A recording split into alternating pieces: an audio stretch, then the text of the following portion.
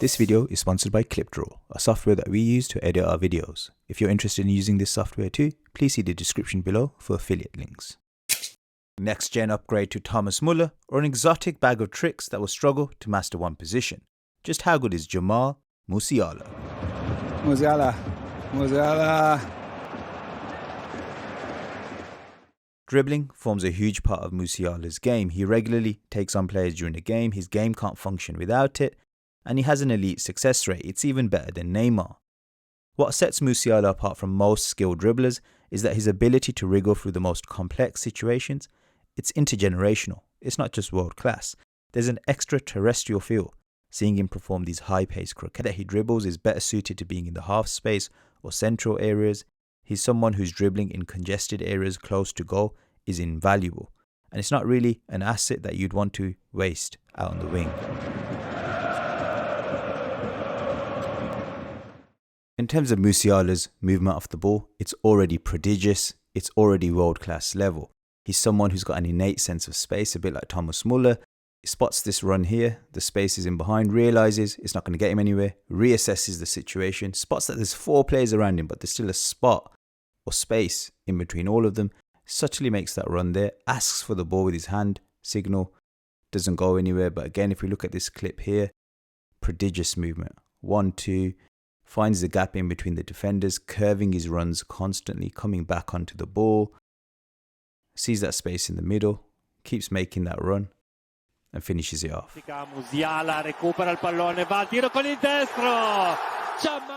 Statistically, Musiala already represents a huge goal-scoring threat despite his tender age. He's got a wonderful long-range shooting technique. It feels like he wields effortless power and he strikes in such an unorthodox manner. Reminds me a bit of Paul Pogba with that lazy, sort of flary shot power. He's got high accuracy rate. He's someone who looks like he could develop into a very clinical goal scorer and hit KDB, Bruno Fernandes type numbers. He's sort of already hitting decent numbers at such a young age, so it'd be interesting to see what sort of goal scoring threat he represents in his prime. He's not someone I'd want to turn into just a midfielder. That natural smell he has for goals is very special, and he needs to be encouraged and he needs to be nurtured.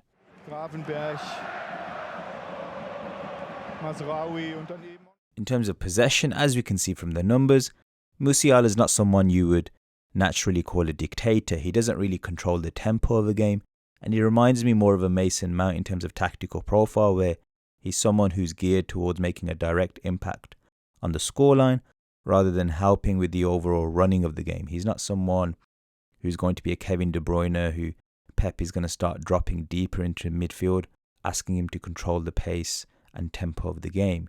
He's someone you'd predominantly want to just stay in the final third.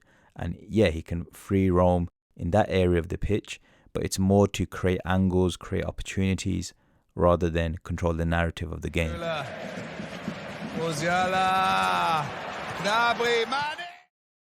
In terms of creativity, statistically, Musiala still has room for growth, and he's not amongst the elite just yet, but the eye test is positive. It's clear that Musiala has vision, he's got ideas, his weight of pass is pretty decent, and he's got the flair to try unorthodox passes to break down defences. Yes, he can be overambitious, but with a talent like this, you don't really want to rein in his creativity too much. There's less pressure on him due to his age, so let him use this phase of his career to experiment, because he's someone who's got a lot of flair in the way that he passes the ball.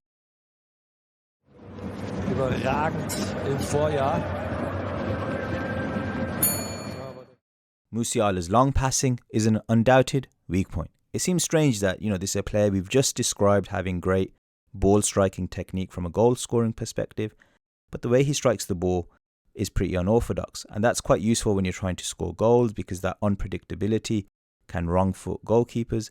But when you're trying to hit a long pass, you want a more reliable and repetitive technique, so you can consistently and reliably hit long passes accurately. He seems quite uncoordinated when he's executing a long pass, and sometimes his decisions don't really seem to make sense. He gets his head down when he's about to hit the ball, thinking the situation's going to stay the same, but it changes. So he needs to work on his long passing a fair bit. At least he didn't do that, and in the end, from his starting position, there was no. For an attacking midfielder or wide player, Musiala's heading is above average. He can win duels, he can compete from goal kicks or throw-ins.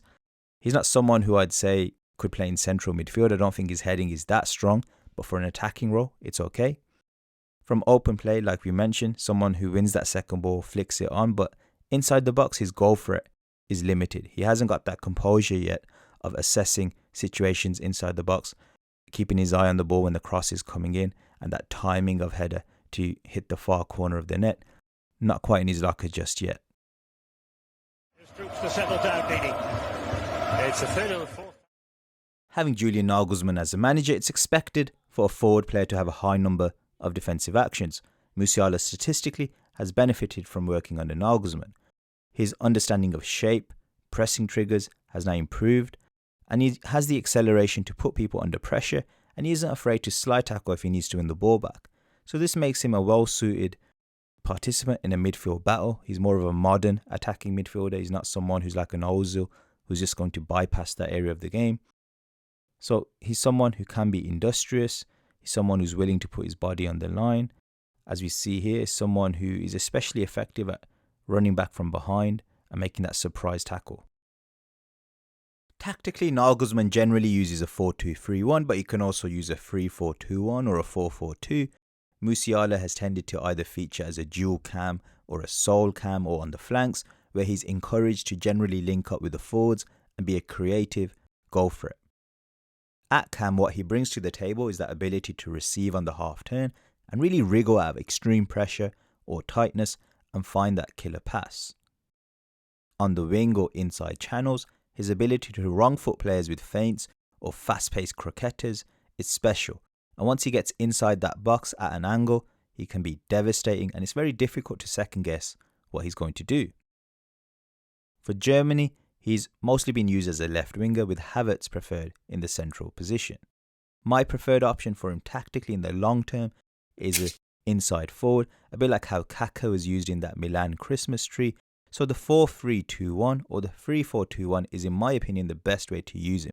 And he would, in that role, have the freedom to attack in the half space channels, go out wide if he needs to, as well as central areas, and not be burdened too much by the midfield battle.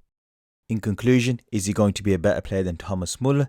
That's very tough to say. Thomas Müller, on paper, his attributes wouldn't suggest GOAT level talent, but his achievements in the game, his intelligence off the ball, his intelligence on the ball, his finishing ability, the way he's done it on all the different stages of football, he's up there with the GOATs in reality in terms of his achievements and what he's brought to the table in terms of game impact. Now, Musiala is a supremely talented individual. I wouldn't say on paper he has the talent to be a GOAT, i.e. top 3 in his position in the history of the game, but he's someone who's clearly going to be an intergenerational level player if he fulfills his potential. So if I was a Bayern fan, if I was a German football fan, I'd be super excited to have him in my team.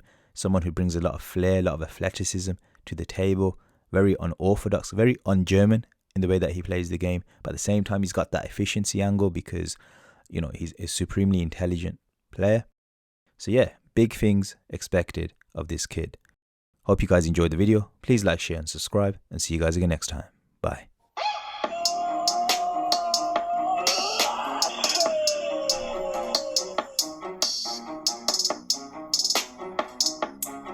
Spare for Guardiola, joy for Mourinho.